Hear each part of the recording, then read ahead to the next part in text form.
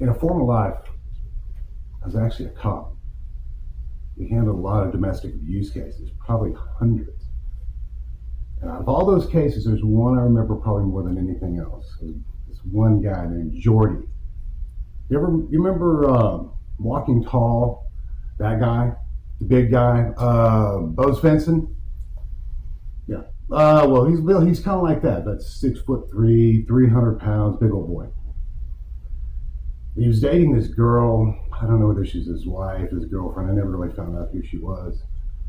Dating this tiny little thing, tiny little arms. I remember she had these fingers like little twigs. And every week we'd get a call. He'd beat her up, and then we'd go out there. We'd try to convince her to leave him, that this was going to be the time that she was going to leave him. She's going to press charges, and all this would be coming to an end. But she would never do that. This wasn't a case of where she really loved him and she wasn't going to leave him. This is more, she was absolutely terrified. She was never going to cross him. Well, we get the call, we go out there, we send her off to the EMTs, we put cuffs on him, put him in the back of the car, take him down to jail. He sleeps it off and, wakes up in the morning and goes back again, does it all again. Except for this one week. My partner called in sick, or might have been on vacation, I don't remember, but he wasn't there that week. Get the same call, broke her nose in the shower. I go out there. And I pull up, I get there, same thing again. She doesn't want to press charges. Send her off to the EMTs, will put him in the car, cuffs on, and out to the jail we go again. Only this time, the son of a bitch starts humming Danny Boy, the old Irish song. Starts humming and then starts singing Danny Boy louder and louder in the back of my car. And this time it pissed me off. So instead of going wide, we took a left. I took him out into the middle of nowhere, get him out of the car. I put him down on his knees. I put that 44 in his fucking mouth, and then I pulled that hammer back and I told him, this is it.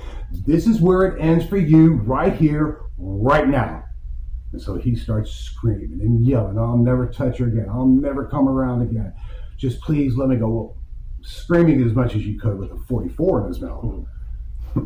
So I'm sitting there and he's still screaming and yelling. After a little bit of this, I'm like, shut the fuck up. I got to think about what I'm going to do. So he goes quiet. Doesn't say a word. Doesn't move a muscle. Kind of like a dog waiting for that last little bite it hopes it's going to get from the table. So after a few minutes of this, Prince Charming's sitting there and all his piss and all his shit that's starting to form around his knees and his ankles. I took the gun out of his mouth and I said, I think something like, if you ever touch her again, if you ever go back again, I'm going to do this and that and something like that. I don't remember what I said. I thought I was doing the right thing. So, no big surprise. 3 weeks later, he kills her. Me and my partner get to the apartment, and there's blood everywhere. I think he'd smashed her head in with like a Black & Decker food processor bottom or something like that. Just smashed her head all over this little apartment. We get there, and there's blood everywhere. Walls, ceiling. There's so much blood everywhere. And I actually remember this. I can actually taste the metal. I can taste the metal in the air. I still remember that metal in the air. So you're asking me, why am I telling you? What's the moral of the story? Well, the moral of the story is this. I let that little girl die because I took a half measure when I should have gone all the way. And I will never, never make that mistake again. So, Walt, no more half measures.